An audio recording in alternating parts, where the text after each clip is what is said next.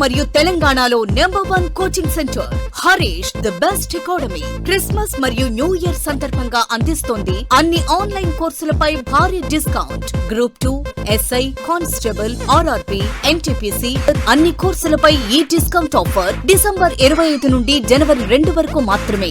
మరెందుకు ఆలస్యం? వెంటనే గూగుల్ ప్లే స్టోర్ నుండి Harish the best academy app ను డౌన్లోడ్ చేసుకోండి. Harish the best academy. Phone 8341116915. Hi friends, welcome to Harish academy.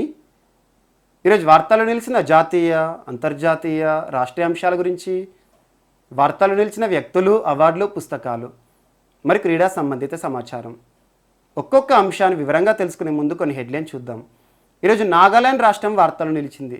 కేంద్ర ప్రభుత్వం నాగాలాండ్ రాష్ట్రాన్ని మరొకసారి కల్లోలిత ప్రాంతంగా గుర్తిస్తూ కీలక నిర్ణయం తీసుకోవడం జరిగింది. అదేంటో చూద్దాము. మరియు వివిధ రాష్ట్రాల్లోని పోలీసు శాఖలో పనిచేస్తున్న జంతువులకి సంబంధించి ఒక నివేదికను విడుదల చేస్తూ కేంద్ర హోంమంత్రిత్వ శాఖ వార్తలు నిలిచింది. ఆ నివేదికకి సంబంధించిన అంశాలేంటి? మరియు దేశంలోనే మొట్టమొదటి పాలినేటర్ పార్క్ సంబంధిత అంశంతో వార్తలు నిలిచిన ఉత్తరాఖండ్ రాష్ట్రం. మరియు డిజిటల్ ఓషన్ అనే ఒక యాప్ వార్తలు నిలిచింది. ఈ యాప్ యొక్క ప్రత్యేకత ఏంటి? ఏ సంస్థలు రూపొందించడం జరిగింది? మరియు దేశంలోనే అత్యంత ఎత్తైన ప్రాంతంలో ఏర్పడిన ఇండియన్ మెట్రాలజీ సెంటర్ సంబంధిత అంశంతో వార్తలు నిలిచిన లడఖ్కి సంబంధించిన అంశము. మరి ఈరోజు అర్జెంటీనా దేశం వార్తలు నిలిచింది.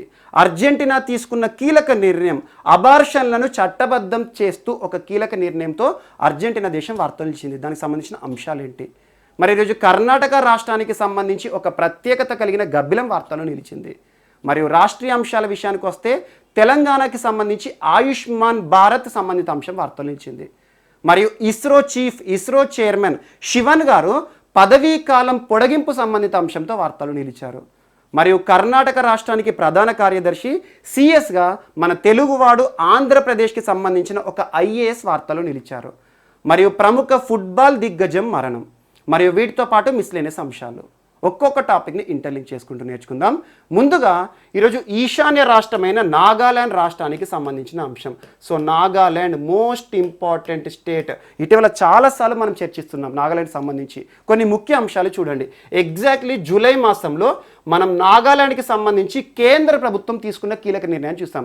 నాగాలాండ్ రాష్ట్రాన్ని కల్లోలిత ప్రాంతంగా గుర్తిస్తూ కేంద్ర ప్రభుత్వం తీసుకున్న కీలక నిర్ణయం అని చెప్పి జూలై మాసంలో మనం చూస్తాం. ఈరోజు మరొకసారి ఇదే అంశం వార్తలు ఇచ్చింది. సో అదేంటో చూద్దాం. మరియు దీంతో పాటు ఆ తర్వాత కొన్ని రోజులకే నాగాలాండ్ రాష్ట్ర ప్రభుత్వం తీసుకున్న కీలక నిర్ణయం. నాగాలాండ్ రాష్ట్రంలో కుక్క మాంసాన్ని నిషేధిస్తూ నాగాలాండ్ రాష్ట్ర ప్రభుత్వం జారీ చేసిన కీలక ఉత్తర్వుల గురించి చూసాం. సో ఖచ్చితంగా వీటికి సంబంధించి పోటీ పరీక్షలు అడుగుతారు. ఇటీవల ఏ ఈశాన్య రాష్ట్ర ప్రభుత్వము రాష్ట్రంలో కుక్క మాంసంపై నిషేధం విధిస్తూ వార్తలు నిలిచింది అంటారు? నాగాలాండ్ రాష్ట్రం.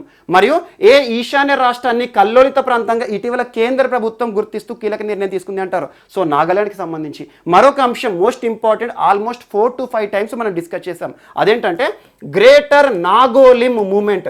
సో గ్రేటర్ నాగోలిం ఉద్యమానికి సంబంధించి కొన్ని వివాదాలు కూడా చూసాం.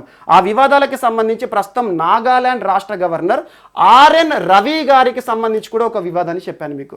సో ఇవన్నీ కూడా నాగాలాండ్ రాష్ట్రానికి సంబంధించి చాలా ఇంపార్టెంట్, రానున్న పోటీ పరీక్షలు అడుగుతారు. మరియు దాంతోపాటు నాగాలాండ్ రాష్ట్ర ప్రభుత్వానికి సంబంధించి ఇటీవల అభివృద్ధి కార్యక్రమాలు కూడా చాలా చూసాం. ఈరోజు నాగాలాండ్ కల్లోలిత ప్రాంతం సంబంధిత అంశంతో వార్తలు ఇచ్చింది. సో కేంద్ర ప్రభుత్వం జూలై మాసంలో ఒక నిర్ణయం తీసుకుందని చెప్పాను కదా. నాగాలాండ్ రాష్ట్రాన్ని కల్లోలిత ప్రాంతంగా గుర్తిస్తూ కొన్ని ఆంక్షలు విధించింది, కొన్ని రూల్స్ని నాగాలాండ్ రాష్ట్రం పైన ఇంపోజ్ చేసింది. దాని యొక్క గడువు నిన్నటితో ముగిసింది. సో డిసెంబర్ 30 వరకు నాగాలాండ్ రాష్ట్రాన్ని, సో జూలై మాసంలో కేంద్రం ఏం చెప్పిందంటే నాగాలాండ్ రాష్ట్రంలో ప్రస్తుతం ఉన్న పరిస్థితులను దృష్టిలో ఉంచుకొని రాష్ట్రం మొత్తాన్ని కూడా కల్లోలిత ప్రాంతంగా గుర్తిస్తున్నామని చెప్పేసి కేంద్ర ప్రభుత్వం కీలక నిర్ణయం తీసుకుంది. ఈ యొక్క ఆంక్షలు 6 నెలల పాటు అమల్లో ఉంటాయని చెప్పడం జరిగింది. ఆ 6 నెలల గడువు నిన్నటితో ముగిసింది, డిసెంబర్ 30తో. సో నిన్నటితో ఈ గడువు ముగిసింది.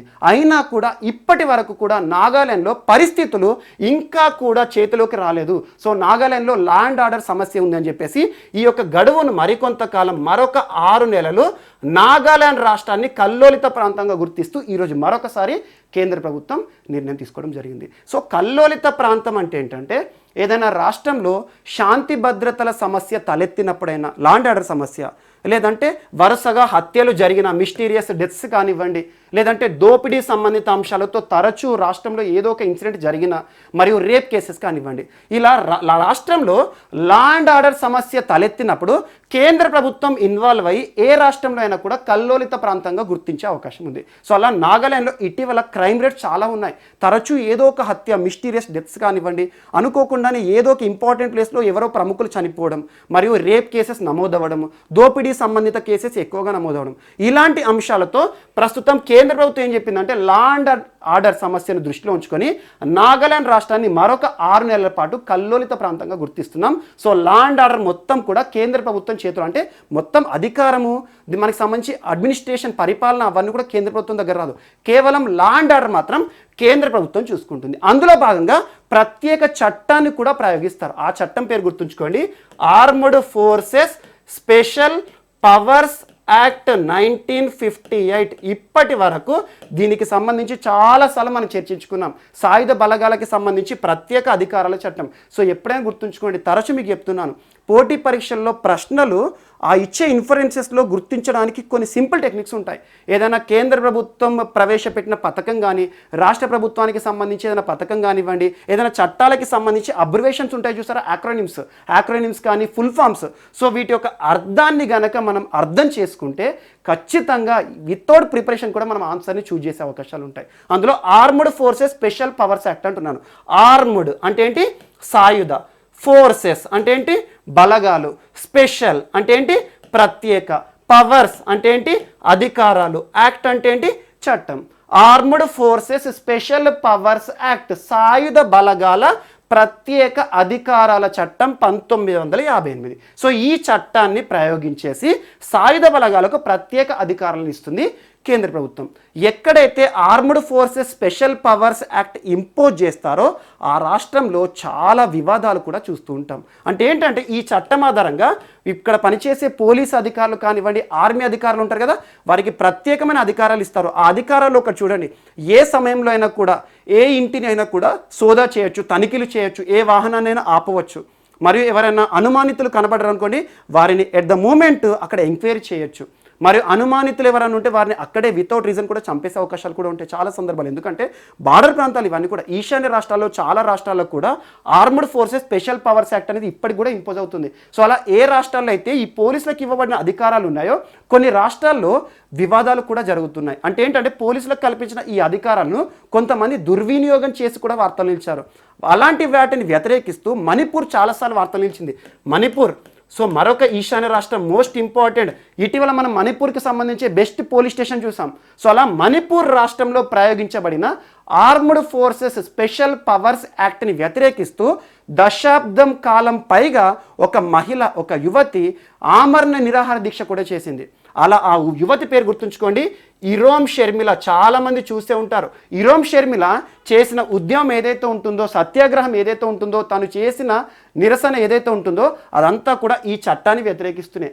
మణిపూర్లో ఈ చట్టం ఆధారంగా పోలీసులు చాలా దుర్వినియోగం చేసుకున్నారు, చాలామంది చంపేశారు, రేప్ కేసెస్ పెరిగాయి అని చెప్పేసి దీనిని తొలగించండి రాష్ట్రం నుండి అని చెప్పేసి మణిపూర్లో ఒక మహిళ, తనని ఏమంటారు అంటే మణిపూర్ ఉక్కు మహిళ అంటారు, ఇరోమ్ షర్మిల. చాలామంది చూసే ఉంటారు. కొంతకాలం పాటు దాదాపు 10 సంవత్సరాలకు పైగా మణిపూర్ రాష్ట్రంలో ఒక సత్యాగ్రహం కానివ్వండి, ఒక ఉద్యమం చేసింది.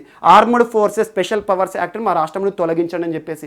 తర్వాత కాలంలో రాజకీయ ప్రవేశం చేసింది. ఇప్పుడు ఫ్యామిలీ లైఫ్ లీడ్ చేస్తుంది. సో ఇరోమ్ షర్మిల ప్రస్తుతం మ్యారేజ్ చేసుకోవడం జరిగింది. అవన్నీ మనం చూస్తూనే ఉన్నాం. సో అలా ఈ armed forces special powers act అనేది ఏ రాష్ట్రంలో అయితే అమలు చేస్తారో అక్కడ చాలా వివాదాలు కూడా చూస్తాం. సో దీనికి సంబంధించి ప్రస్తుతం ఈశాన్య రాష్ట్రాల్లో అమల్లో ఉంది, మరియు జమ్మూ కాశ్మీర్లో కూడా armed forces special powers act అనేది అమల్లో ఉంది. ఎందుకంటే కొన్ని సున్నిత ప్రాంతాలు ఉంటాయి కదా, అక్కడ పోలీస్ వారికి అక్కడ తనిఖీ చేయాలన్న ఏవైనా కూడా అధికారాలు ఎక్కువ ఉండాలి. ఎందుకంటే పైనుండి ఆర్డర్స్ రావాలి, ఇవన్నీ వరకు అక్కడ ఏవైతే జరగాల్సినవన్నీ జరిగిపోతాయని చెప్పేసి పోలీస్ వారు అక్కడ ఎలాంటి అధికారాలైనా కూడా వినియోగించుకోవచ్చు అని చెప్పేసి ఒక చట్టం ఉంటుంది. అలా 1958లో పార్లమెంట్ రూపొందించిన చట్టం. దీనికి వ్యతిరేకంగా కూడా చాలా ఉద్యమాలు జరిగాయి. అవన్నీ చూడండి, మెయిన్స్లో అడుగుతారు. సో అలా పార్లమెంటు రూపకల్పన చేసింది armed forces special powers act. ప్రస్తుతం నాగాలాండ్ రాష్ట్రంలో ఇంపోజ్ చేస్తున్నాం అని చెప్పేసి మరొక నిర్ణయం కూడా కేంద్ర ప్రభుత్వం తీసుకుంది. అంటే ఇప్పుడే ఇంపోజ్ చేయట్లేదు, కొత్తగా ఆల్రెడీ ఇంపోజ్ అవుతుంది, దాన్ని ఎక్స్టెండ్ చేస్తున్నారు. ఎక్కడైతే కల్లోలిత ప్రాంతం అంటారో ఆ ప్రాంతంలో ఈ చట్టాన్ని ప్రయోగిస్తారు. సో ఇదొకటి ఇంపార్టెంట్. అండ్ ఇంకొక అంశం, రాజ్యాంగంలోని ఆర్టికల్ 34ని ఇక్కడ లింక్ చేసుకోండి. ఆర్టికల్ 34 అనేది సాయుధ బలగాల కోసం ప్రత్యేక చట్టాలను రూపొందించే అధికారము పార్లమెంట్కి ఉంటుంది. సో అలా ఆర్టికల్ 34ను ఈ చట్టాన్ని కానివ్వండి, ఆర్టికల్ 34 ఆధారంగా ఏ చట్టాలు ఉన్నాయి, ప్రస్తుతం సాయుధ బలగాలకు ఇవ్వబడిన కొన్ని హక్కులు ఏంటి, కొన్ని ఉన్నతాధికారాలు ఏంటి, అవన్నీ కూడా చూడండి. అండ్ నెక్స్ట్ ఈరోజు మరొక అంశం. సో పోలీసులకి సంబంధించి, సైనికులకు సంబంధించి ఒక అంశం చెప్పారు కదా. ఈరోజు రాష్ట్ర పోలీసు శాఖలో పనిచేస్తున్న జాగిలాలకి సంబంధించి, జంతువులకి సంబంధించి ఒక అంశం గుర్తుంచుకోండి. పోలీసు శాఖ ఏదైతే ఉంటుందో మనం సెంట్రల్ పోలీస్ బలగాలు అంటాం, అంటే కేంద్ర బలగాలు అంటాం. కేంద్ర బలగాలు అంటే ఏంటంటే అవి సెంట్రల్ గవర్నమెంట్ చేతిలో ఉంటాయి. ఎగ్జాంపుల్ మనకు ఐటీబీపీ కానివ్వండి, బీఎస్ఎఫ్ కానివ్వండి, సిఐఎస్ఎఫ్ కానివ్వండి, వికాస్ బెటాలియన్ కానివ్వండి, ఇవన్నీ తరచు మనం చూస్తున్నాం. సో అలా ఈ ఏవైతే అస్సాం రైఫిల్స్ కానివ్వండి, సో అలా ఈ కేంద్ర బలగాల పైన సంపూర్ణ అధికారం కేంద్ర ప్రభుత్వానికి ఉంటుంది. మన రాష్ట్రంలో లా అండ్ ఆర్డర్ కోసం ప్రత్యేకంగా పోలీసులు ఉంటారు కదా. ఎగ్జాంపుల్ తెలంగాణ పోలీస్ అంటారు, ఆంధ్రప్రదేశ్ పోలీస్ అంటారు, మహారాష్ట్ర పోలీస్ అంటారు. ఈ యొక్క పోలీసు శాఖ యొక్క అధికారాలు నిర్ణీతంగా ఆ రాష్ట్రం వరకు మాత్రమే పరిమితమై ఉంటాయి. ఎందుకంటే మన భారతదేశం చూడండి సమాఖ్య విధానంతో కలిగి ఉంది. అంటే ఏంటంటే రెండు అధికారాలు ఉన్నాయి, ఒకటి కేంద్ర ప్రభుత్వ అధికారాలు, రెండు రాష్ట్ర ప్రభుత్వ అధికారాలు. దేశమంతా కూడా పరిపాలించేది ప్రస్తుతం BJP government, NDA government, Narendra Modi గారు ప్రధాని, దేశం మొత్తానికే ప్రధాని. అలా ఒక్కొక్క రాష్ట్రంలో ఒక్కొక్క అధికారం ఉంటుంది. చూడండి, రాష్ట్ర ప్రభుత్వాలు అంటాం, తెలంగాణ అనగానే టీఆర్ఎస్ అని, ఆంధ్రప్రదేశ్ అనగానే మనకు వైసీపీ అని చెప్పేసి. సో అలా ప్రస్తుతం మహారాష్ట్రలో సంకీర్ణ కూటమి, శివసేన.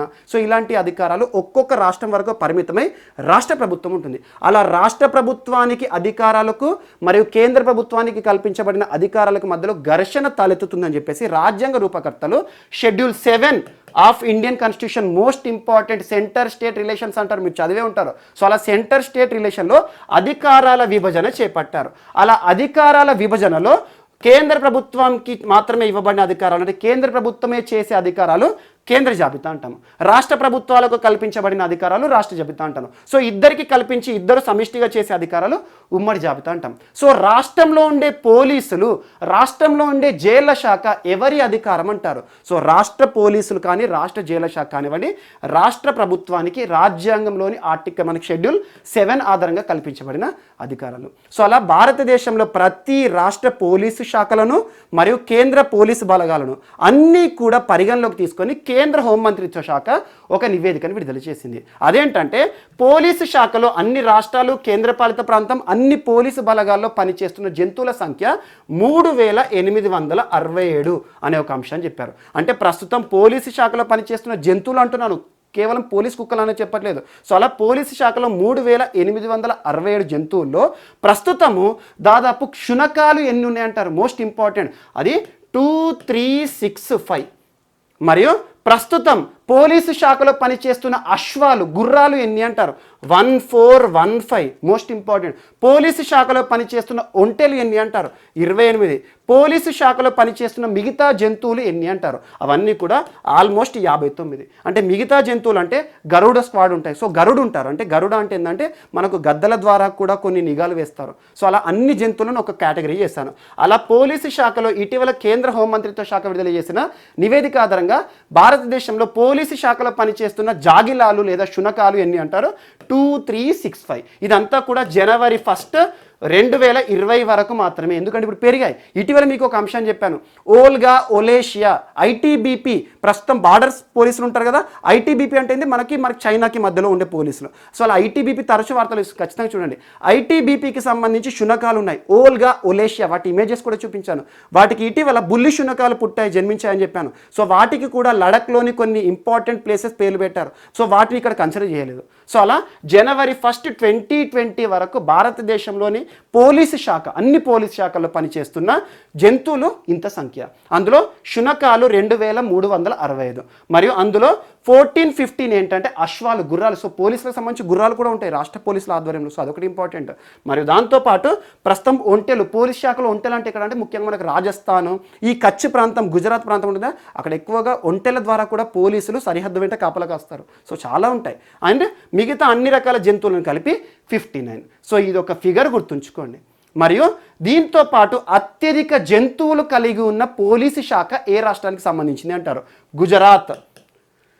గుజరాత్లో పోలీసు శాఖలో ఎక్కువ మొత్తంలో జంతువులు పనిచేస్తున్నాయి. అవి శునకాలే కానివ్వండి, ఒంటలే కానివ్వండి, ఇవన్నీ. ఎందుకంటే ఇందాక కూడా కచ్ ప్రాంతం అని చెప్పాను. సో అలా గుజరాత్ పోలీసు శాఖలో జంతువుల పరంగా ఈ నివేదిక ఆధారంగా టాప్ ప్లేస్లో ఉంది. Second UP, third Maharashtra, 4 Madhya Pradesh. ఇవన్నీ చూడండి. జస్ట్ గుజరాత్ గుర్తుంచుకోండి సరిపోతుంది. ఈ ఫిగర్స్ గుర్తుంచుకోండి. సో దీనికి సంబంధించి మిస్లేనియస్ ఎగ్జామ్స్ కానివ్వండి, సెంట్రల్ గవర్నమెంట్ ఎగ్జామ్స్ కానివ్వండి అడిగే అవకాశాలు ఉన్నాయి. సో ఇది ఒకటి కూడా ఇంపార్టెంట్. అండ్ నెక్స్ట్ ఈరోజు అర్జెంటీనా వార్తలు నిలిచింది. Most important. ఇటీవల అర్జెంటీనాకి సంబంధించి ఎప్పుడు మనం చర్చించుకున్నామంటే డిగో మారడోనా. సో మనకి Diego Maradona most important personality. వార్తల్లో వ్యక్తుల కింద చూశాను.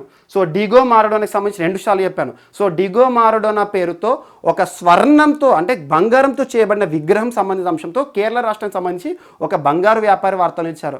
మరియు ఫుట్బాల్ దిగ్గజం, ప్రపంచంలోని అత్యధిక ఫుట్బాల్ అభిమానులను కలిగి ఉన్న డిగో మారడోనా ఇటీవల హార్ట్ అటాక్తో చనిపోయారని చెప్పేసి తనకు సంబంధించి ప్రత్యేకతలు అన్నీ చెప్పాను. తనకు సంబంధించి వివాదాలు కానివ్వండి, హెడ్ షాటే కానివ్వండి.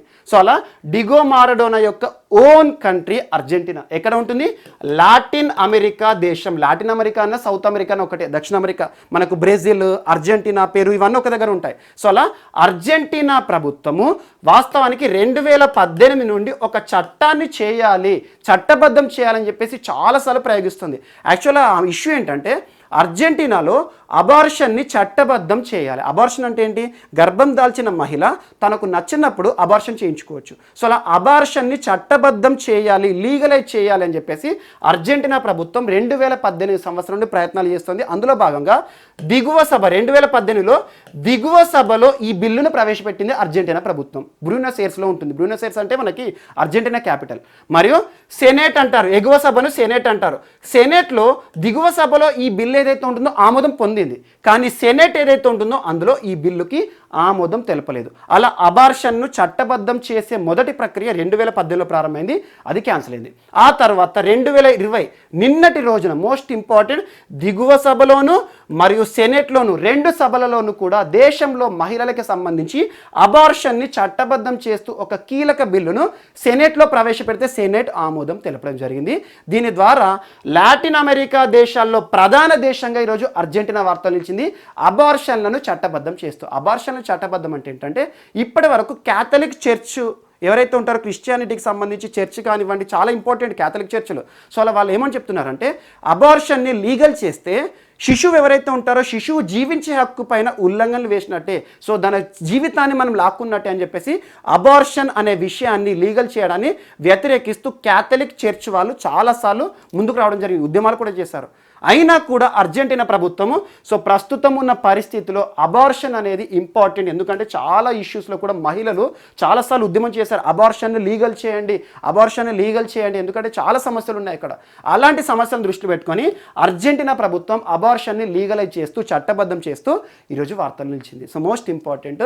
సో అలా 2020 నిన్నటి రోజున సెనేట్ కూడా అర్జెంటీనాకి సంబంధించి బిల్లును ఆమోదం తెలపడం జరిగింది. దాదాపు 14 వారాల లోపు గర్భం దాల్చిన మహిళ ఏదైనా సమస్యలు తలెత్తినప్పుడు తన యొక్క అబార్షన్ చేసుకోవచ్చు అని చెప్పేసి ఈ బిల్లు చెప్తుంది. సో ఇవన్నీ అవసరం లేదు. సో ఇటీవల ఏ లాటిన్ అమెరికా దేశం లేదంటే దేశం పేరుస్తారు అబార్షన్ని చట్టబద్ధం చేస్తూ కీలక నిర్ణయం సెనేట్ ఆమోదం తెలిపింది అంటారు. సో మోస్ట్ ఇంపార్టెంట్ అర్జెంటీనాకి సంబంధించి. భారతదేశంలో కూడా అబార్షన్లకి సంబంధించి చాలా నియంత్రణ చర్యలు ఉంటాయి. అబార్షన్ అనేది ఎవరు పడితే వారు చేసుకోకూడదు. ఎందుకంటే హాస్పిటల్లో అయినా కూడా చాలా వరకు యాక్ట్స్ అనేవి ఉంటాయి.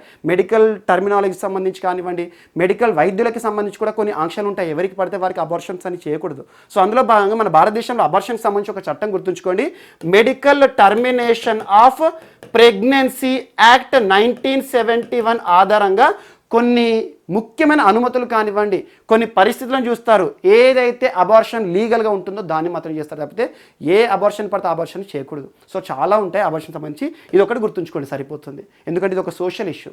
సో అర్జెంటీనా దేశము ప్రస్తుతము అబార్షన్ని చట్టబద్ధం చేస్తూ ఈరోజు ప్రధాన లాటిన్ అమెరికా దేశంగా వార్తలు నిలిచింది. అండ్ నెక్స్ట్ ఈరోజు మరొక అంశం, India's highest Indian metrological centre సంబంధిత అంశంతో వార్తలు నిలిచిన లే లడఖ్కి సంబంధించిన అంశం most important Indian metrological department అని చెప్పేసి నిన్నటి క్లాస్లోనే మీకు దీనికి సంబంధించి ఒక అంశం చెప్పాను. ప్రస్తుతం భారతదేశంలో ఉత్తర భారతదేశంలో నివసించే ప్రజలు ఈ తీవ్ర చలికాలంలో వైన్, విస్కీ, రమ్ము, ఆల్కహాల్ని సేవించకండి, ఆల్కహాల్కి దూరంగా ఉండని చెప్పేసి ఐఎండి ఇండియన్ మెట్రలాజికల్ డిపార్ట్మెంట్ వాతావరణ శాఖ వారు ఉత్తర భారతదేశానికి సంబంధించి మరియు ఈశాన్య భారతదేశానికి సంబంధించి కొన్ని హెచ్చరికలు జారీ చేశారు. హైపోథర్మియా మరణాలు సంభవించే అవకాశం ఉంది. ప్రస్తుతం జమ్మూ కాశ్మీర్లో చిల్లాయ్ సీజన్ ఉంది.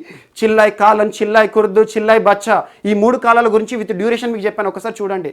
సో అలా ఈ తీవ్ర చలికాలంలో లిక్కర్, ఆల్కహాల్ని సేవించకండి చెప్పారు. ఈరోజు ఐఎండికి సంబంధించి ఇండియన్ మెట్రలాజికల్ సెంటర్ భారతదేశంలో ఇప్పటి వరకు ఐఎండి ఇండియన్ మెట్రలాజికల్ సెంటర్స్ 27 ఉన్నాయి. అంటే ఏంటి? ఇండియన్ మెట్రలాజికల్ డిపార్ట్మెంట్ అంటే ఏంది? మన వాతావరణానికి సంబంధించి వాతావరణ మార్పులు కానివ్వండి, మనకి వాతావరణ రిపోర్ట్, వెదర్ ఫోర్కాస్ట్ అంటాం కదా, సో అలా వార్తల్లో, సో అలా మనకి తుఫాన్ వస్తుందా, వర్ష సూచన ఏంటి, ఇవన్నీ కూడా వాతావరణ శాఖకి సంబంధించినవి. అలా వాతావరణ శాఖకి సంబంధించి అక్కడక్కడ ఒక్కొక్క సెంటర్ ఉంటుంది. ఆ సెంటర్ ఆధారంగానే ఆ ప్రాంతం మొత్తం కూడా వాతావరణానికి సంబంధించి మార్పులను కానివ్వండి, వాతావరణంలో ముందస్తు హెచ్చరికలు జారీ చేయడానికి ఆ టోటల్ ఇన్ఫర్మేషన్ కలెక్ట్ చేసే సెంటర్స్. అలా భారతదేశంలో ఇప్పటి వరకు 27 సెంటర్లు ఉన్నాయి. 28వ సెంటర్ నిన్న లడఖ్, లే ప్రాంతంలో ఏర్పాటు చేయడం జరిగింది. ఐఎండి ఆధ్వర్యంలో హైయెస్ట్ ఇండియన్ మెట్రలాజికల్ సెంటర్ అంటే ఏంటంటే 3500 మీటర్లు సముద్ర మట్టానికి 3500 మీటర్ల ఎత్తులో ఒక సెంటర్ ఐఎండికి సంబంధించి వార్తలు నిలిచింది. మోస్ట్ ఇంపార్టెంట్ ఇప్పటి వరకు అంటే హిమాలయ ప్రాంతాల్లో రెండవది. హిమాలయ ప్రాంతాల్లో రెండవది ఏంటంటే మనకి ఫుట్ హిల్స్ ఆఫ్ హిమాలయ ఉంటాయి. అరుణాచల్ ప్రదేశ్ ఇటానగర్లో కూడా ఒక సెంటర్ ఉంది. సో అది ఇప్పటి వరకు హిమాలయ ప్రాంతం ఏదైతే ఉంటుందో హిమాలయ పర్వత ప్రాంతంలో ఒకే ఒక ఐఎండి ఆధ్వర్యంలో పనిచేస్తున్న సెంటర్, వాతావరణ కేంద్రం. అలాంటిది రెండవది హిమాలయ ప్రాంతంలో అమల్లోకి వచ్చింది నిన్నటి నుండి. అండ్ భారతదేశంలోనే అత్యంత ఎత్తైన ప్రాంతంలో ఉన్న వాతావరణ కేంద్రంతో ఇటీవల ఏ ప్రాంతం వార్తలు ఇచ్చింది అంటారు? లడఖ్, లేకి సంబంధించిన అంశం. ఇటీవల లడఖ్ తరచూ వార్తలు ఇస్తుంది. మనకు లడఖ్ ప్రాంతం కానివ్వండి, లే కానివ్వండి, ఇక్కడ హాట్ వాటర్ స్ప్రింగ్స్ కూడా చాలా ఇంపార్టెంట్. జాగ్రఫీలో హాట్ వాటర్ స్ప్రింగ్స్ వాటి యొక్క పేర్లు ఏంటివన్నీ చూడండి. సో అలా లడఖ్కి సంబంధించి ఇండియన్ మెట్రలాజికల్ సెంటర్ని ఎవరు ప్రారంభించారు అంటే ప్రస్తుతం ministry of earth sciences. Ministry of earth అని ఎందుకు అంటున్నాను? వాతావరణ శాఖకి సంబంధించి ఐఎండి కానివ్వండి, ఇవన్నీ కూడా ఏ కేంద్ర మంత్రిత్వ శాఖ పరిధిలో పనిచేస్తాయి అంటే మినిస్ట్రీ ఆఫ్ ఎర్త్. ప్రస్తుతం ఎవరు? హర్షవర్ధన్ గారు. హర్షవర్ధన్ గారు అనగానే మనకు గుర్తుకు రావాల్సింది ministry of health and family welfare. At the same time ministry of science and technology మరియు మినిస్ట్రీ ఆఫ్ ఎర్త్ సైన్సెస్ 3 మంత్రిత్వ శాఖలు కూడా తన ఆధ్వర్యంలో ఉన్నాయి. మనం తరచూ చూసేది హెల్త్ రిలేటెడ్ ఇష్యూస్లో. ఈరోజు మినిస్ట్రీ ఆఫ్ ఎర్త్ సైన్సెస్ పరిధిలో పనిచేస్తున్న ఇండియన్ మెట్రలాజికల్ డిపార్ట్మెంట్ పరిధిలో ఏర్పాటు చేయబడిన భారతదేశంలో అత్యంత ఎత్తైన ప్రాంతంలో ఏర్పాటు చేయబడిన వాతావరణ కేంద్రం ఏ ప్రాంతంలో, ఏ కేంద్రపాలిత ప్రాంతంలో, ఏ రాష్ట్రంలో ఏర్పడిందంటే మనకు లడఖ్లో ఏర్పాటు చేయబడింది. సో ఇదంతా కూడా లడఖ్లో ఏర్పాటు చేయబడింది. ఏంటంటే ముఖ్యంగా కార్గిల్ ప్రాంతంలో కానివ్వండి, ఈ పర్యాటక ప్రదేశాలు ఉంటాయి అక్కడ చాలా కూడా. లడఖ్ అంటేనే పర్యాటక ప్రదేశం. ఈ పర్యాటక ప్రదేశానికి సంబంధించి వాతావరణ కేంద్రం పనిచేస్తుంది కాబట్టి అక్కడ మొత్తం కూడా వాతావరణానికి సంబంధించి ఇన్ఫర్మేషన్ జారీ చేయడం జరుగుతుంది. So most important. అలా భారతదేశంలో 28వది, భారతదేశంలో అత్యంత ఎత్తైన చూడండి, మన సముద్ర మట్టానికి ఎంతైతే ఎత్తుకి మనం వెళ్తామో నార్మల్ ల్యాప్స్ రేట్ అంటే ఏంటంటే టెంపరేచర్ ఫాల్ జరుగుతుంది, అంటే ఉష్ణోగ్రతలు తరుగుదల చూస్తాం. అందుకే చూడండి ఎత్తైన ప్రదేశాల్లో మంచు కురిసే ప్రాంతాలు ఉంటాయి, శీతల ప్రాంతాలు ఉంటాయి, టూరిస్ట్ పరంగా ఎక్కువగా ఉంటాయి మనకి. సో అలా ఎత్తైన ప్రాంతంలో భారతదేశంలోని ఎత్తైన వాతావరణ కేంద్రం ఈరోజు లడఖ్లో ఏర్పడింది. దాన్ని ఎవరు ప్రారంభించారంటే కన్సర్న్ మినిస్టర్ హర్షవర్ధన్ గారు ప్రారంభించడం జరిగింది. So most important. And next ఈ ఐఎండి యొక్క హెడ్ క్వార్టర్ ఎక్కడ అంటే న్యూఢిల్లీలో ఉంది. ఐఎండి అంటే భారతదేశంలో వాతావరణానికి సంబంధించి చూసుకునే కీలకమైన శాఖ. ప్రస్తుతం కేంద్ర earth sciences, ministry of earth sciences పరిధిలో పనిచేస్తుంది. అండ్ నెక్స్ట్ ఈరోజు మరొక అంశం, డిజిటల్ ఓషన్ అనే ఒక యాప్ వార్తలో నిలిచింది. Digital ocean most important app అని చెప్తున్నాను. ఈ యాప్ను రూపొందించిన వారు ఎవరు అంటారు? ఇన్కాయిస్ ఖచ్చితంగా గుర్తుంచుకోండి. Indian national centre for oceanic information services, INCOIS. Exactly last week మనం ఇన్కాయిస్కి సంబంధించి ఒక ఒప్పందాన్ని చూసాం. ఇటీవల ఇండియన్ నేవీకి ఇన్కాయిస్ సంస్థకి మధ్యలో కుదిరిన ఒప్పందం అని చెప్పేసి ఎగ్జాక్ట్లీ 4 days బ్యాక్ మనం చూస్తాం. సో చూడండి, ఇవన్నీ లింక్ చేసుకోండి. సో అలా ఇండియన్ నేవీ అనగానే మన భారతదేశంలో త్రివిధ దళాలు, సో త్రివిధ దళాల్లో ఒక దళమైన మనకు ఇండియన్ నావీ సముద్ర ప్రాంతంలో నిఘా వేస్తుంది. సముద్ర ప్రాంతంలో రక్షణ సంబంధిత అంశం కూడా త్రివిధ దళాల్లోని ఇండియన్ నావీ పరిధిలో ఉంటుంది. సో సముద్రానికి సంబంధించి సమాచార కేంద్రం ఏంది? ఇన్కాయిస్. సో అలా సమాచార కేంద్రానికి ఇండియన్ నావీకి మధ్యలో కుదిరిన ఒప్పందం ఇన్కాయిస్ ఇండియన్ నావీ ఒప్పందం గురించి మనం చూసాం. ఈరోజు ఇన్కాయిస్ వారు Indian national centre for oceanic information service. So చూడండి, ఇందాక మీకు చెప్పాను, ఏదైనా వార్తలు నిలుస్తున్న యాక్రోనిమ్ కానీ అబ్రివేషన్ కానివ్వండి, ఆ పదాల యొక్క అర్థాన్ని చూడండి, అక్కడే మనకు దానికి సంబంధించి అసలు అదేంటో తెలుస్తుంది, ఉద్దేశం తెలుస్తుంది. ఇండియన్ నేషనల్ అంటే భారతదేశంలో పనిచేస్తున్న ఒక జాతీయ సంస్థ, సెంటర్ కేంద్రం, దేనికి? ఓషియానిక్ అంటే సముద్రానికి సంబంధించి ఇన్ఫర్మేషన్ సమాచారం ఇచ్చే సర్వీసులు ఇస్తుంది. సో అలా సముద్ర సమాచారానికి సంబంధించి ఒక కేంద్రము, జాతీయ కేంద్రం, దీని యొక్క హెడ్ క్వార్టర్ హైదరాబాద్ కేంద్రంగా పనిచేస్తుంది. సో అలా ఇన్కాయిస్ సంస్థ, మినిస్ట్రీ ఆఫ్ ఎర్త్ సంయుక్తంగా ఈ డిజిటల్ ఓషన్ అనే ఒక యాప్ని రూపొందించడం జరిగింది. ఈ డిజిటల్ ఓషన్ యొక్క ఉపయోగం ఏంటంటే వాతావరణానికి సంబంధించి కానివ్వండి, సముద్ర వాతావరణానికి సంబంధించి కానివ్వండి, సముద్ర సమాచారం అంతా కూడా ఈ యాప్ రూపంలో అద్భుతంగా తెలుసుకునే ఉద్దేశం ఉంటుందని చెప్పేసి మినిస్ట్రీ ఆఫ్ ఎర్త్ సైన్సెస్ ఆధ్వర్యంలో పనిచేస్తున్న ఇన్కాయిస్ వారు రూపొందించడం జరిగింది. నేరుగా అడుగుతారు, అసలు వాస్తవానికి ఇన్కాయిస్ అంటేనే మనకు సముద్ర సమాచారం ఇచ్చే సంస్థ. సో అలా వీరు సముద్ర సమాచారాన్ని అంతా కూడా సముద్ర ప్రాంతానికి సంబంధించి ఆ వాతావరణ సంబంధిత అంశాలు కానివ్వండి, ఇవన్నీ కూడా ఈ యాప్ ద్వారా తెలుసుకునే అవకాశాన్ని మనకి ఇవ్వడం జరిగింది. ఇన్కాయిస్ వారు ఇటీవల తయారు చేసిన యాప్ పేరేంటి అంటారు? Digital ocean. So digital ocean అంటే మనకి యాప్ రూపంలో మొత్తం ఓషన్ సంబంధిత సమాచారం తెలుసుకోవడం. ఏ మంత్రిత్వ శాఖ విడుదల చేస్తుంది? సో ఇన్కాయిస్ అనేది ఏ మంత్రిత్వ శాఖ పనిచేస్తుంది? వాతావరణ శాఖ. ఇవన్నీ కూడా ఏ మంత్రిత్వ శాఖ సంబంధించి? Ministry of earth sciences. అంటే ప్రస్తుతం ఇందాక చెప్పాను కదా, ప్రస్తుతం హర్షవర్ధన్ గారు దీన్ని కూడా లాంచ్ చేశారు నిన్నటి రోజున. సో రెండు అంశాలతో ఈరోజు మినిస్ట్రీ ఆఫ్ ఎర్త్ సైన్సెస్ వార్తలు నిలిచింది. అండ్ నెక్స్ట్ ఈరోజు మరొక అంశం, ఇండియాస్ ఫస్ట్ పాలినేటర్ పార్క్ సంబంధిత అంశంతో వార్తలు నిలిచిన ఉత్తరాఖండ్. మోస్ట్ ఇంపార్టెంట్, ఉత్తరాఖండ్ రాష్ట్రంలోని నైనిటాల్ అంటేనే మన క్యాపిటల్. సో నైనిటాల్ ప్రాంతంలోని హల్ద్వానీ అనే ఒక ప్రాంతంలో భారతదేశంలోనే మొట్టమొదటిసారి పాలినేటర్ పార్క్ని ప్రారంభించడం జరిగింది ఉత్తరాఖండ్ ఫారెస్ట్ డిపార్ట్మెంట్ వారు. సో పాలినేటర్ అంటే ఏంటి? మనకి పరాగ సంపర్కం అనేది ఉంటుంది మొక్కల్లో. మీరు బాటనీ కానివ్వండి, చిన్నప్పుడు కూడా మనకి 8th క్లాస్ 9th క్లాస్లో చూసే ఉంటారు. పాలెన్స్ అంటాం. పాలెన్ అంటే ఏంటి? పుప్పొడి. సో మనకి మొక్కల్లో ముఖ్యంగా పుష్పాలు ఉంటాయి కదా, పుష్పాల్లో ప్రత్యుత్పత్తి వ్యవస్థ ఎలా జరుగుతుంది? Reproduction system. ఈ మొక్కల్లో ఉండే స్టామెన్స్ ఏవైతే ఉంటాయో వాటిలో ఉండే పుప్పొడి ఉంటుంది కదా, ఈ పుప్పొడి ఒక ఫ్లవర్ నుండి మరొక ఫ్లవర్ అంటే మేల్ టు ఫీమేల్ కానివ్వండి, సో ఒక ఫ్లవర్ నుండి ఒక ఫ్లవర్కి ట్రాన్స్ఫర్ అయినప్పుడు రిప్రొడక్షన్ ప్రత్యుత్పత్తి అనేది జరుగుతుంది. ఈ పాలెన్ అనేది మరి పువ్వులు ఏవైతే ఉంటాయో పుష్పాలు అనేవి నిశ్చలంగా ఒకే ప్రాంతంలో ఉంటాయి. మరి ఈ పువ్వు లోపల ఉన్న పుప్పొడి వేరే పువ్వులోకి ఎలా వెళ్తుంది? సో ఇక్కడ కావాల్సింది మనకు ఇన్సెక్ట్స్ కానివ్వండి, ఒక మీడియం, ఒక వెక్టార్ కావాలి. వాటిని ఏమంటాం మనం? పాలినేటర్స్ అంటాం. సో పాలినేటర్గా పనిచేసేవి ఏంటి? ఇప్పుడు పువ్వుల పైన మనకు తుమ్మెదలు వాలుతాయి, మరియు హనీబీస్ కానివ్వండి, సీతాకోక చిలుకలు కానివ్వండి, కొన్ని పక్షుల ద్వారా కానివ్వండి, మొక్కల నుండి ఒక పాలెన్ ఇంకొక మొక్కలోకి ట్రాన్స్ఫర్ అవుతుంది. సో అలా మొక్కల్లో ఉండే పుప్పొడిని ఒక ఫ్లవర్ నుండి మరొక ఫ్లవర్కి ట్రాన్స్ఫర్ చేసే మీడియంస్ ఏవైతే ఉంటాయో వాటి పాలినేటర్స్ అంటాము. ఆ పాలినేటర్స్ సంబంధించి భారతదేశంలో 40 types of different species. So pollinators అంటే ఇందాక చెప్పాను, అది తేనెటీగలే కావచ్చు, మనకి ముఖ్యంగా ఇటీవల కాలంలో సీతాకోక చిలుకలే కావచ్చు, కొన్ని పక్షుల ద్వారా కూడా పాలినేషన్ జరుగుతుంది. పాలినేషన్ అంటే ప్రత్యుత్పత్తి, మొక్కల్లో మనకి పువ్వులో జరిగే ప్రత్యుత్పత్తి. సో అలా పాలినేషన్ జరుగుతుంది. అందులో ఏ మీడియం అయినా కావచ్చు. సో అలా సీతాకోక చిలుకలు, తేనెటీగలు కావచ్చు, లేకపోతే ఈగలే కావచ్చు, పక్షులే కావచ్చు. ఈ రకరకాల స్పెసీస్, దాదాపు 40 రకాల స్పెసీస్ అన్నింటిని కూడా పాలినేటర్స్ సంబంధించి ఒక మొట్టమొదటి భారతదేశంలోనే పాలినేటర్ పార్క్ సంబంధిత అంశంతో ఉత్తరాఖండ్ రాష్ట్రంలోని హల్ద్వానీ నైనిటాల్ ప్రాంతం వార్తలు ఇచ్చింది. Most important.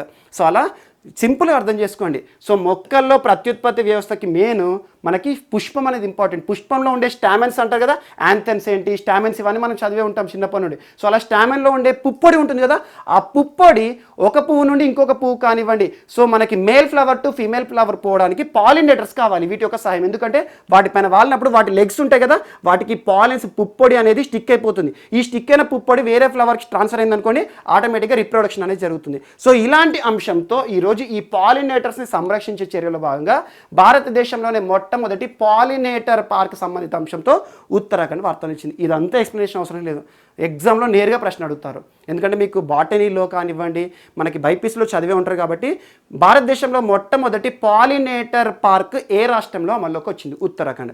ఇటీవల ఉత్తరాఖండ్ చాలా ఇంపార్టెంట్ పర్యావరణ సంబంధిత అంశాలతో వార్తలు నిలిచింది. సో ఉత్తరాఖండ్ రాష్ట్రంలో మొట్టమొదటి రామ్సార్ సైట్ అసన్ కన్జర్వేషన్ రిజర్వ్ అని చెప్పాను.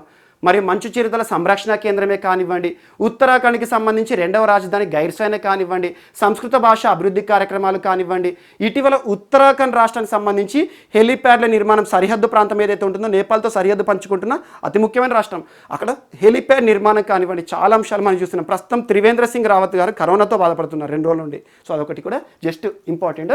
సో అలా ఈరోజు పాలినేటర్ పార్క్ సంబంధిత అంశంతో ఉత్తరాఖండ్ రాష్ట్రం వార్తలు నిలిచింది. అండ్ నెక్స్ట్ టాపిక్ ఈరోజు. సో ఈరోజు మన నెక్స్ట్ టాపిక్ వచ్చేసి వార్తలు నిలిచిన గబ్బిలం. కేవలం కర్ణాటక రాష్ట్రంలో మాత్రమే కనబడే ఒక గబ్బిలం ఈరోజు అంతరించిపోతున్న గబ్బిలంగా వార్తలు నిలిచింది. ఈ గబ్బిలం పేరేంటంటే కొలార్ లీఫ్ నోస్డ్ బ్యాట్. పేరు గుర్తుంచుకోండి. అండ్ వార్తలు నిలుస్తున్న జీవజాతి కానివ్వండి, మొక్కలు కానివ్వండి, వాటికి సంబంధించి శాస్త్రీయ నామం గుర్తుంచుకోండి. చాలా అంశాలు మీకు చెప్తున్నాను. ఇటీవల వార్తలు నిలుస్తున్న చేపలు కానివ్వండి, కప్పలు కానివ్వండి, వృక్ష జాతులు కానివ్వండి, వాటికి సంబంధించి సైంటిఫిక్ నేమ్ చూడండి. ఈ గబ్బిలం యొక్క సైంటిఫిక్ నేమ్ ఏంటంటే హిప్పోసిడరస్ హిపోఫిలస్. హిప్పోసిడరస్ హిపోఫిలస్. ఎలా అడుగుతారు ఎగ్జామ్లో ప్రశ్న అంటే, ఇటీవల వార్తలు నిలిచిన హిపోసిడరస్ హిపోఫిలస్ అనున్నది ఒక పామ, కప్పన, గబ్బిలమ, చేపన, ఇలాంటి ప్రశ్న అడుగుతారు. సో ఒక గబ్బిలం కేవలం కర్ణాటక రాష్ట్రంలో మాత్రమే కనబడే గబ్బిలం. కర్ణాటక రాష్ట్రంలో కూడా కోలార్ డిస్టిక్లో మాత్రమే కనబడుతుంది. కోలార్ డిస్టిక్లో కూడా హనుమనహల్లి అనే ప్రాంతంలో కొన్ని గుహల్లో మాత్రమే కనబడే గబ్బిలం ఈరోజు అంతరించిపోతున్న గబ్బిలంగా వార్తల్లో నిలిచింది. Ready to extinct. ఒక్కసారి ఒక జీవి అంతరించిపోయిందా అంటే మళ్ళొకసారి కనబడదిగా. అలా అంతరించిపోతున్న ఈ గబ్బిలానికి సంబంధించి సంరక్షణ చర్యలు చేపడుతోంది కర్ణాటక రాష్ట్ర forest department. So forest department of Karnataka మరియు bat conservation India trust. Bat conservation India trust, ఈ సంస్థను గుర్తుంచుకోండి, BCIT అంటారు. బ్యాట్ కన్జర్వేషన్ ఇండియా ట్రస్ట్ అంటే భారతదేశంలో గబ్బిలాల సంరక్షణ కేంద్రం అన్నట్టు. సో అలా బ్యాట్ కన్జర్వేషన్ ఇండియా ట్రస్ట్ అనేది ఒక NGO, ఒక ప్రైవేట్ సంస్థ ఈ గబ్బిలాలకి సంబంధించి సంరక్షణ చర్యలు తీసుకుంటుంది. దీని యొక్క హెడ్ క్వార్టర్ ఎక్కడ అంటారు? బెంగళూరు. Most important Karnataka. ఇలాంటి సెంటర్స్ యొక్క హెడ్ క్వార్టర్ అడుగుతారు. సో ఇటీవల వార్తలు నిలిచిన bat conservation India trust head quarter ఎక్కడ? మీకు RRB NTPC కానివ్వండి, SIPC ఎగ్జామ్స్లో కానివ్వండి, ఖచ్చితంగా సెంటర్, దాని యొక్క ప్రధాన కార్యాలయం, ఇలాంటి ప్రశ్నలు అడుగుతారు. తరచూ మనకు కనబడే మనకి ఎగ్జాంపుల్ ఇక్రిసాట్ కానివ్వండి, మనకి నేషనల్ డైరీ డెవలప్మెంట్ బోర్డు కానివ్వండి, ఇవన్నీ ఈజీ, ఎవరైనా పెడతారు. కానీ బ్యాట్ కన్జర్వేషన్ ఇండియా ట్రస్ట్ ఇలాంటి సంస్థలు, రేర్గా కనబడే సంస్థల గురించి ఇచ్చారనుకోండి కొంచెం కష్టంగా ఉంటుంది ప్రశ్న. సో దీని యొక్క హెడ్ క్వార్టర్ బెంగళూరు కేంద్రంగా పనిచేస్తుంది. భారతదేశంలో గబ్బిలాల సంరక్షణను చూసుకునే ఒక సంస్థ, ఒక private organisation. So bat conservation India trust మరియు ఫారెస్ట్ డిపార్ట్మెంట్ ఆఫ్ కర్ణాటక, ఈ 2 సంస్థలు కలిసి కూడా కర్ణాటక రాష్ట్రంలో హనుమనహల్లి గుహల్లో ఉండే ఈ గబ్బిలాలకు సంబంధించి సంరక్షణ చర్యలు తీసుకుంటున్నారు. ఇటీవల కాలంలో ఆ గుహలు ఏవైతే ఉంటాయో వాటిని మనకు ముఖ్యంగా ఈరోజు బండకి సంబంధించి వ్యాపారం ఉంటుంది. గ్రానైట్ సంబంధిత అంశాలు కానివ్వండి, చెట్లను నరికివేయడం కానివ్వండి, మానవుడు తన యొక్క ఆర్థిక ప్రయోజనాల కోసం వన్యప్రాణులు నివసించే ప్రాంతాలపైన పడుతున్నాడు. అందులో భాగంగా వీటి యొక్క ఆవాస ప్రాంతాలన్నీ కూడా ప్రశ్నార్థకమైనవి. అందులో భాగంగా ఈ జీవజాతి అనేది అంతరించిపోవడానికి రెడీగా ఉంది. అండ్ ఇంకొకటి IUCN, international union for conservation of nature and natural resources. IUCN ఇటీవల తరచూ వార్తలు నిలుస్తుంది. స్విట్జర్లాండ్ కేంద్రం, గ్లాండ్ కేంద్రంగా పనిచేస్తుంది. IUCN వర్గీకరణలో ఈ గబ్బిలం యొక్క వర్గీకరణ ఏంటంటే క్రిటికల్లీ ఎండేంజర్డ్, అంటే ఇక అంతరించిపోవడానికి దగ్గరగా ఉంది. సో అలా క్రిటికల్లీ ఎండేంజర్డ్ కేటగిరీలో ఉన్న ఈ కోలార్ లీఫ్ నోస్డ్ బ్యాట్ యొక్క సంరక్షణ చర్యలు ఇటీవల ఏ రాష్ట్ర ప్రభుత్వం చూసుకుంటుంది? ఫారెస్ట్ డిపార్ట్మెంట్ అంటారు, కర్ణాటక రాష్ట్రానికి సంబంధించింది. ఇక్కడ మీరు గుర్తుంచుకోవాల్సింది ఏంటంటే దీని యొక్క శాస్త్రీయ నామం హిపోసిడరస్ హిపోఫిలస్ అనున్నది ఒక గబ్బిలం. మనకి కొలార్ లీఫ్ నోస్డ్ బ్యాట్ ఏ రాష్ట్రానికి సంబంధించింది? కేవలం కర్ణాటక రాష్ట్రంలో మాత్రమే కనిపించే ఒక ఎండమిక్ గబ్బిలం. ఎండమిక్ అంటే ఏంటంటే ఏదైనా ఒక ప్రాంతానికి మాత్రమే పరిమితం అవుతుంది. ఎండమిక్ డిసీజ్ అంటాం మనం. ఎండమిక్ డిసీజ్ అంటే ఏంటంటే ఒక ప్రాంతంలో మాత్రమే చూసే డిసీజ్, వ్యాధి. అలా endemic to Karnataka, endemic to Hanumanahalli ప్రాంతానికి మాత్రమే, హనుమనహల్లి అనే ప్రాంతంలో గుహల్లో మాత్రమే కనబడే గబ్బిలం అంతరించిపోవడానికి చేరువగా ఉంది. దీని యొక్క సంరక్షణ చర్యలు సంబంధిత అంశం ఈరోజు వార్తలు నిలిచింది. ఖచ్చితంగా చూడండి, ఎందుకంటే వార్తలు నిలుస్తున్న అంతరించిపోతున్న జీవజాతి కానివ్వండి, ప్రత్యేకత కలిగిన జీవజాతులు కానివ్వండి, వీటికి సంబంధించి తరచూ ప్రశ్నలు అడుగుతున్నారు. ఈరోజు ఒక ప్రత్యేకత కలిగిన ఒక ప్రాంతానికి మాత్రమే, ఒక రాష్ట్రంలో మాత్రమే కనబడే ఒక గబ్బిలం ఈరోజు సంరక్షణ చర్యలకి సంబంధించి వార్తలు నిలిచింది. ఇందులో ఈ సంస్థ గురించి చూడండి, బ్యాట్ కన్జర్వేషన్ ఇండియా ట్రస్ట్ అనేది భారతదేశంలో ఏ జీవికి సంబంధించి సంరక్షణ చర్యలు చూసుకుంటుంది అంటారు. సో గబ్బిలాలు, బ్యాట్కి సంబంధించి. మరియు దీని యొక్క హెడ్ క్వార్టర్ ఎక్కడంటే బెంగళూరు, కర్ణాటకకి సంబంధించి. అండ్ నెక్స్ట్ ఈరోజు మరొక అంశం, నిన్న కేంద్ర క్యాబినెట్ సమావేశాలు జరిగినాయి. క్యాబినెట్ అంటే ఏంటి? మంత్రి మండలి మొత్తం సమావేశం జరుగుతుంది. అందులో తీసుకున్న ఒక 2 కీలక నిర్ణయాలు చూడండి. ఒకటి, ఆకాష్ మిసైల్. ప్రస్తుతం ఆకాష్ మిసైల్ అంటే ఏంటి? సర్ఫేస్ టు ఎయిర్ అంటే ఆకాష్ మిసైల్. మనం రకరకాల మిసైల్స్, క్షిపణి ప్రయోగాలు ఇటీవల చూస్తున్నాం. అలా సర్ఫేస్ టు ఎయిర్ మిసైల్ ఏదైతే ఉంటుందో, ఉపరితలం నుండి గాల్లోకి పేల్చే క్షిపణి ఏదైతే ఉంటుందో, ఆకాష్ క్షిపణి వ్యవస్థ ఎగుమతికి సంబంధించి కేంద్ర క్యాబినెట్ ఆమోదం తెలిపింది. సో ఎగ్జామ్లో ఎలా అడుగుతారు, నేరుగా గుర్తుంచుకోండి బిట్. ఇటీవల ఏ క్షిపణి వ్యవస్థకి సంబంధించి కేంద్ర క్యాబినెట్ సమావేశాలలో కీలక నిర్ణయం, ఎగుమతి విషయంలో ఒక ఆమోదం తెలపడం జరిగింది అంటే ఆకాష్ క్షిపణి వ్యవస్థకి సంబంధించి. దీని యొక్క ఎగుమతి కార్యాచరణ సజావుగా జరగాలి, తొందరగా జరగాలని చెప్పేసి కమిటీని కూడా వేస్తామని చెప్పారు. సో అలా భారతదేశం ఇప్పుడు చూడండి, మేక్ ఇన్ ఇండియాలో భాగంగా, ఆత్మనిర్భర్ భారత్ అభియాన్లో భాగంగా, స్వయం సమృద్ధ భారత్లో భాగంగా మనం ఒకప్పుడు డిఫెన్స్ రిలేటెడ్ ఏవైతే ఉంటాయో, క్షిపణులు కానివ్వండి, వెపన్స్ కానివ్వండి, దిగుమతి పైన ఆధారపడేవారం. ఈ రోజు చూడండి, ఇటీవల బ్రాహ్మోస్ క్షిపణి గురించి వియత్నాంకి ఎగుమతి చేశామని చెప్పాను మనం. ఇండియా, రష్యా సంయుక్తంగా తయారు చేసిన ప్రత్యేక క్షిపణి బ్రాహ్మోస్ వార్తలు నిలిచింది ఎగుమతికి సంబంధించి. ఈరోజు ఆకాష్ మిసైల్ ఏదైతే ఉంటుందో 96% ఇండియన్ టెక్నాలజీ, ఇండిజినస్ టెక్నాలజీ ద్వారా తయారు చేయబడిన ఆకాష్ మిసైల్ కూడా ఈరోజు ఎగుమతికి సంబంధించి కేంద్ర క్యాబినెట్ ఆమోదం తెలపడం జరిగింది. మరొక అంశం, కేంద్ర క్యాబినెట్ సమావేశాలు నిన్న జరిగిన దానిలో ఆమోదం తెలపడం అంశం ఏంటంటే పారిశ్రామిక కారిడార్లు, ఇండస్ట్రియల్ కారిడార్ల ఏర్పాటు. దేశంలో 3 ఇండస్ట్రియల్ కారిడార్లను ఏర్పాటు చేస్తారట. వీటి యొక్క వాల్యూ ఎంత అంటే 7725, దాదాపు 7,000 కోట్ల రూపాయలు. 7,725 కోట్ల రూపాయల విలువైన పారిశ్రామిక కారిడార్లను 3 ప్రాంతాల్లో ఏర్పాటు చేస్తారు. ఒకటి ఏపీ, మన తెలుగు రాష్ట్రమైన ఏపీలోని కృష్ణపట్నం వద్ద. సో కృష్ణపట్నం వద్ద మొట్టమొదటి పారిశ్రామిక కారిడార్. సెకండ్, కర్ణాటక రాష్ట్రంలోని తుముకూరు ప్రాంతంలో. మరియు మూడవది నోయిడా ప్రాంతంలో ఒక లాజిస్టిక్ హబ్ని ఏర్పాటు చేస్తారు పారిశ్రామిక కారిడార్ కింద. పారిశ్రామిక కారిడార్, ఇండస్ట్రియల్ కారిడార్ అంటే ఏంటంటే పరిశ్రమలన్నీ కూడా ఆ ప్రాంతంలో ఏర్పాటు చేస్తారు. ఆటోమేటిక్గా పరిశ్రమలు ఏర్పాటు అవుతే మనకు కలిగే లాభం ఏంటి? ఉద్యోగిత రేటు పెరుగుతుంది. అంటే ఏంటి? ఎంప్లాయ్మెంట్, ఉపాధి అవకాశాలు పెరుగుతాయి. సో అలా 7,725 కోట్ల రూపాయలతో దేశంలో 3 ప్రాంతాల్లో పారిశ్రామిక కారిడార్ల ఏర్పాటుకు సంబంధించి తీర్మానాన్ని కేంద్ర క్యాబినెట్ ఆమోదం తెలిపింది. దీని ద్వారా దాదాపు 2.8 లక్షల మందికి ఉపాధి అవకాశాలు కూడా దక్కుతాయి. సో మోస్ట్ ఇంపార్టెంట్, నిన్న జరిగిన కేంద్ర క్యాబినెట్ సమావేశాల్లో కేంద్ర ప్రభుత్వం తీసుకున్న 2 కీలక నిర్ణయాలు, ఆమోదాలు ఏంటంటే, ఒకటి ఆకాష్ క్షిపణి వ్యవస్థ ఎగుమతికి సంబంధించి, రెండవది పారిశ్రామిక కారిడార్లకి సంబంధించి. అంతకుముందు మనం చూసాం డిటిహెచ్లో 100% ఎఫ్డిఐ అని చెప్పేసి. సో ఇలాంటివి ఏంటంటే ఇండికేటివ్ ఇన్ఫర్మేషన్ చూసుకోండి సరిపోతుంది. జస్ట్ ఇటీవల కేంద్ర క్యాబినెట్లో తీసుకున్న కీలక ఆమోదాలు లేకపోతే తీర్మానాలపై ఆమోదాలు ఏంటంటే, ఒకటి పారిశ్రామిక కారిడార్లు మరియు ఆకాష్ క్షిపణి వ్యవస్థకి సంబంధించి ఎగుమతి సంబంధిత అంశము. మరియు నెక్స్ట్ ఈరోజు మరొక అంశం, ఆయుష్మాన్ తెలంగాణ. సో ఆయుష్మాన్ భారత్ ప్రస్తుతం మనం తరచు చూస్తున్నాం. నిన్నటి క్లాస్లో కూడా మీకు చెప్పాను, సెహాత్ అనే ఒక కార్యక్రమం చెప్పాను.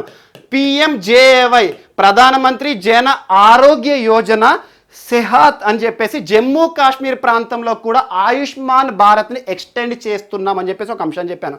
ఈరోజు ఆయుష్మాన్ భారత్ అంటే ఎక్కువగా బీజేపీ పరిపాలిత ప్రాంతాలు ఏవైతే ఉన్నాయో అక్కడ మాత్రమే ఎక్కువగా అమలవుతున్నాయి. అంటే మనకు మధ్యప్రదేశ్ కానీ, ఉత్తరప్రదేశ్ కానివ్వండి, మనకి లేదంటే కర్ణాటక రాష్ట్రం కానివ్వండి, ఇలాంటి రాష్ట్రాల్లో ఏంటంటే బీజేపీ అధికారంలో ఉంది. హర్యానా కానివ్వండి, ఈ రాష్ట్రాల్లో సెంట్రల్ గవర్నమెంట్ తీసుకొచ్చిన ప్రోగ్రామ్ని ఖచ్చితంగా ఇంప్లిమెంట్ చేస్తారు. ఎందుకంటే రాష్ట్ర ప్రభుత్వం అనేది కేంద్ర ప్రభుత్వం ఏదైతే ఉంటుందో వారి యొక్క ఆదేశాల మేరకు నడుస్తుంది, ఎందుకంటే సేమ్ పార్టీ కాబట్టి. కానీ మిగతా రాష్ట్రాల్లో ఆయుష్మాన్ భారత్ అమలుకు సంబంధించి రాష్ట్రాల యొక్క డిస్క్రిప్షన్, విచక్షణ, అందులో భాగంగా తెలంగాణలో ఆరోగ్యశ్రీ అమలవుతుంది. ఆరోగ్యశ్రీ యొక్క బెనిఫిట్స్ అనేవి కేంద్ర ప్రభుత్వం రూపకల్పన చేసిన ఆయుష్మాన్ భారత్ కంటే అద్భుతంగా ఉంది అని చెప్పేసి తెలంగాణ రాష్ట్ర ప్రభుత్వం ఇప్పటి వరకు ఆయుష్మాన్ భారత్ని రాష్ట్రంలో అమలు చేయట్లేదు, ఆరోగ్యశ్రీ మాత్రమే అమలు చేస్తుంది. నిన్నటి రోజున వీడియో కాన్ఫరెన్స్లో తెలంగాణ రాష్ట్ర సిఎస్ ప్రస్తుతం ప్రధాన కార్యదర్శి సోమేష్ కుమార్ గారు తెలంగాణ రాష్ట్రంలో ఆయుష్మాన్ భారత్ని అమలు చేస్తున్నాం, రాష్ట్ర ప్రభుత్వం నిర్ణయం తీసుకుందని చెప్పేసి భారత ప్రధానికి ఇన్ఫర్మేషన్ ఇవ్వడం జరిగింది. మోస్ట్ ఇంపార్టెంట్, ఆయుష్మాన్ భారత్ తెలంగాణ రాష్ట్రంలో కూడా అమలవుతుంది. దాదాపు 2018 సంవత్సరం నుండి దేశవ్యాప్తంగా ఆయుష్మాన్ భారత్ 50 కోట్ల మందికి నేషనల్ హెల్త్ పాలసీ, జాతీయ ఆరోగ్య విధానంలో భాగంగా హెల్త్ ఫెసిలిటీస్ కానివ్వండి, మనకి హాస్పిటల్లో ఖర్చుకి సంబంధించి కానివ్వండి, సేమ్ ఆరోగ్యశ్రీ లాగానే ఉంటుంది. కొన్ని బెనిఫిట్స్ ఎక్కువగా ఉన్నాయి. దాదాపు 1393 వ్యాధులకు ట్రీట్మెంట్ అన్నీ కూడా ఆయుష్మాన్ భారత్లో చేర్చబడ్డాయి. అలాంటి కేంద్ర ప్రభుత్వ కార్యక్రమం ఆయుష్మాన్ భారత్ కార్యక్రమాన్ని రాష్ట్రంలో కూడా అమలు చేస్తాం, ఆరోగ్యశ్రీతో కలిపి అని చెప్పేసి రాష్ట్ర ప్రభుత్వం కీలక నిర్ణయం తీసుకుంది. అందులో భాగంగా ఇప్పుడు ఏం చేస్తామంటే ఆరోగ్యశ్రీ కార్డు ఉంటుంది కదా, ఒకవైపు మనకు కేసీఆర్ గారి ఫోటో ఉంటుంది, మరొక వైపు నరేంద్ర మోడీ గారి ఫోటో ఉంటుంది. ఎందుకంటే కేంద్ర ప్రభుత్వాన్ని కూడా మనము ఆదర్శంగా తీసుకొని వారి యొక్క పథకాన్ని కూడా ఇందులో కలిపి అమలు చేస్తున్నాం కాబట్టి. సో ఇది ఒకటి ఇంపార్టెంట్. సో అలా ఆయుష్మాన్ భారత్ని అమలు చేస్తున్న మరొక రాష్ట్రంగా ఈరోజు తెలంగాణ వార్తలు ఇచ్చింది. చాలా కీలక నిర్ణయం, ఎందుకంటే ఫస్ట్ నుండి కూడా వ్యతిరేకిస్తూ వస్తుంది రాష్ట్ర ప్రభుత్వం, కేంద్ర ప్రభుత్వం యొక్క ఆయుష్మాన్ భారత్ యొక్క బెనిఫిట్స్ మా రాష్ట్రంలో అమలయ్యే ఆరోగ్యశ్రీ కంటే ఎక్కువగా ఏం లేవు, సో మా ఆరోగ్యశ్రీ అద్భుతంగా ఉందని చెప్పారు. సో ఈరోజు ఈ పథకాన్ని మన రాష్ట్రంలో అమలు చేయడం అనేది చాలా వరకు కూడా చర్చనీయాంశమైంది. అండ్ నెక్స్ట్, ఈరోజు వార్తల్లో వ్యక్తులు, ఇస్రో చైర్మన్, ఇస్రో చీఫ్ శివన్ గారు వార్తల్లో నిలిచారు. ఇటీవల తరచు మనం చూస్తున్నాం పిఎస్ఎల్వి C50 కానివ్వండి, ఇన్స్పేస్ ప్రోగ్రామ్సే కానివ్వండి, మరియు ఇటీవల ప్రైవేట్ సంస్థలకి సంబంధించి నిన్న స్కై రూట్ అప్పుడు చెప్పాను, మరియు ఇస్రో ఆధ్వర్యంలో ఏర్పాటు చేయబడిన నూతన కేంద్రం అని చెప్పేసి బెంగళూరు పీనియా చెప్పాను ఇటీవల. సో అవన్నీ చూస్తాం. ఇస్రో చీఫ్ ప్రస్తుతం శివన్ గారి యొక్క పదవీ కాలము జనవరి 14, 2021తో ముగుస్తుంది. సో తన యొక్క పదవీ కాలాన్ని పొడిగిస్తూ కేంద్ర ప్రభుత్వం, కేంద్ర క్యాబినెట్ అపాయింట్మెంట్స్ కమిటీ, కేంద్ర క్యాబినెట్ నియామకాల కమిటీ అనేది ఒకటి ఉంటుంది. ఎందుకంటే ఏదైనా పదవికి సంబంధించి పొడిగింపు సంబంధిత అంశం కానివ్వండి, ఎవరైనా నూతన నియామకాల విషయంలో కీలక నిర్ణయాలు తీసుకునే సంస్థ appointments committee of central cabinet Sivan గారి పదవిని మరొక సంవత్సరం పాటు పొడిగిస్తూ కీలక నిర్ణయం తీసుకుంది. డిపార్ట్మెంట్ ఆఫ్ స్పేస్ సెక్రటరీ గాను, మరియు స్పేస్ కమిషన్ చైర్మన్ గాను, ఇస్రో చీఫ్ గాను, సో 3 పదవులకి సంబంధించి ఎక్స్టెన్షన్ సంబంధిత అంశంతో ఈరోజు ఇస్రో చీఫ్ శివన్ గారు వార్తలు నిలిచారు.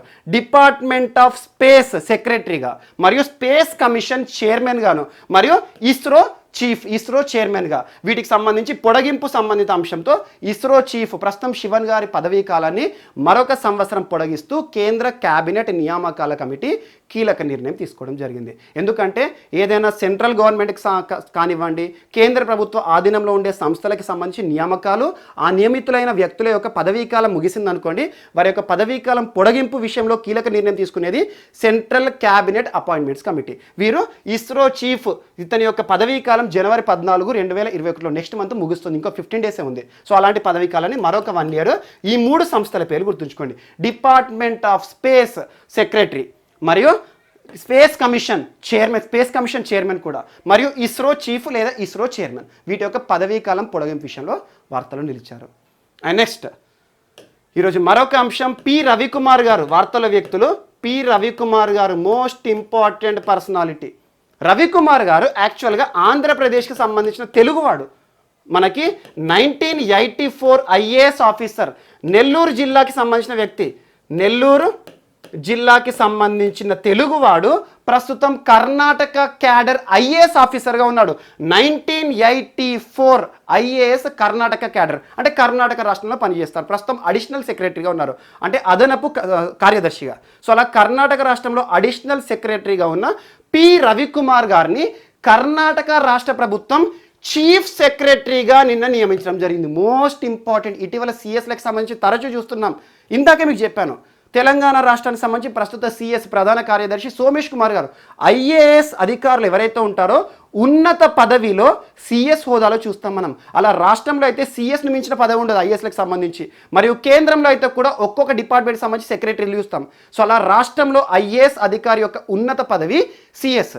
అలా కర్ణాటక రాష్ట్రంలో తెలుగువాడు రవికుమార్ గారు ప్రస్తుతం రాష్ట్ర ప్రధాన కార్యదర్శిగా పదవిని నిర్వర్తించబోతున్నారు. మోస్ట్ ఇంపార్టెంట్, రవికుమార్ గారు నెల్లూరు జిల్లాకి సంబంధించిన వ్యక్తి, మన తెలుగువాడు. ఇటీవల ఈ వారంలో ఇంకొక సిఎస్ గురించి చెప్పాను మీకు, మనకి సురేష్ చంద్ర మొహాపాత్ర అని చెప్పేసి ఒడిషా రాష్ట్ర నూతన ప్రధాన కార్యదర్శి అని చెప్పేసి. ఈరోజు మరొక కార్యదర్శి, ఇతని గురించి మాత్రం చూడండి, ఎందుకంటే మన తెలుగువాడు కాబట్టి ఒక రాష్ట్రానికి సిఎస్గా ఈరోజు వార్తలు ఇచ్చారు. 1984 IAS cadre officer P Ravikumar గారు, నెల్లూరుకు సంబంధించి కర్ణాటక రాష్ట్రంలో అధికారులకు సంబంధించి ఉన్నత పదవి సిఎస్ ప్రధాన కార్యదర్శి పదవిలో ఈరోజు నియమితులవుతూ వార్తలు నిలిచారు. అండ్ నెక్స్ట్ ఈరోజు లాస్ట్ నిఖిల్ నాందే. సో నిఖిల్ నాందే గారు ఎవరు అంటే వెస్ట్ బెంగాల్ రాష్ట్రానికి సంబంధించిన వ్యక్తి. వెస్ట్ బెంగాల్ మన భారతదేశంలో ఇప్పటికీ కూడా ఫుట్బాల్ అంటే ఎక్కువగా వెస్ట్ బెంగాల్కి సంబంధించిన వ్యక్తులే కనబడతారు. అలా భారతదేశంలో ఫుట్బాల్ దిగ్గజం 1956 సమ్మర్ ఒలింపిక్స్లో ప్రతిభ చాటిన భారత ఫుట్బాల్ దిగ్గజం, మరియు 1955 Santosh trophy. So Santosh trophy అంటే స్పోర్ట్స్కి సంబంధించిన ట్రోఫీ. సో స్పోర్ట్స్లో ఇచ్చే ట్రోఫీలు కానివ్వండి, స్పోర్ట్స్కి సంబంధించిన అంశాలన్నీ కూడా చదవండి. So Santosh trophy is related to which of the sport అంటాడు అంటే ఫుట్బాల్కి సంబంధించి. సో ఫుట్బాల్కి సంబంధించి భారతదేశంలో జరిగే దేశవాళీ ట్రోఫీ సంతోష్ ట్రోఫీలో 1955లో వెస్ట్ బెంగాల్ని విజేతగా నిలపడంలో కీలక పాత్ర పోషించిన వ్యక్తి. మరియు బెంగాల్ టైగర్ అంటే ఏంటంటే సమ్మర్ ఒలింపిక్స్ ఆస్ట్రేలియాలో జరిగే 1956 సమయంలో, అలా బెంగాల్ టైగర్ పేరుతో మన భారతదేశానికి సంబంధించిన జట్టు పార్టిసిపేట్ చేయడం జరిగింది. సో బెంగాల్ టైగర్లో కీలక ఫుట్బాల్ ఆటగాడు, మరియు ఈస్టర్న్ రైల్వేస్కి సంబంధించి కూడా చాలా మ్యాచెస్ ఆడాడు, ఫుట్బాల్ లీగ్స్ కానివ్వండి. అలా భారతదేశంలో ఫుట్బాల్ రంగంలో తనకంటూ ప్రత్యేక గుర్తింపు పొందిన ఒక ప్రతిభ గల ఆటగాడు మనకి ఫుట్బాల్ దిగ్గజం ఈరోజు మరణిస్తూ వార్తలు నిలిచారు. నిఖిల్ అని గుర్తుంచుకోండి, నిఖిల్ నాందే గారు వెస్ట్ బెంగాల్ రాష్ట్రానికి సంబంధించిన వ్యక్తి. సో ఇతను కూడా ఇంపార్టెంట్, ఎందుకంటే ఫుట్బాల్ క్రీడాకారికి సంబంధించి నిన్న కూడా ఒక అంశం చెప్పాను, మీర్ సజ్జద్ అలీ. సో నిన్న కూడా వార్తలు ఇచ్చారు ఫుట్బాల్ దిగ్గజం మరణం అని చెప్పేసి. ఈరోజు మరొక ఫుట్బాల్ దిగ్గజం వెస్ట్ బెంగాల్ రాష్ట్రానికి సంబంధించిన వ్యక్తి నిఖిల్ గారు మరణిస్తూ వార్తలు ఇచ్చారు. ప్రముఖ ఫుట్బాల్ మాజీ దిగ్గజం, మోస్ట్ ఇంపార్టెంట్ పర్సనాలిటీ. అండ్ వీరితో పాటు ఇటీవల మనకు ఫుట్బాల్కి సంబంధించి వెస్ట్ బెంగాల్ క్రీడాకారులు ఈశాన్య రాష్ట్రాలకు సంబంధించి చాలామంది వార్తలు నిలుస్తున్నారు, వారందరినీ కూడా చూడండి. సో వీరు ఈరోజు మనకు వార్తల్లో వ్యక్తులు. మిస్లేనియస్ అంశాలు ఏమైనా మిగిలిపోతే మాత్రం మనం రేపటి క్లాస్లో యాడ్ చేసుకొని నేర్చుకుందాం. రేపు కలుద్దాం. Thank you.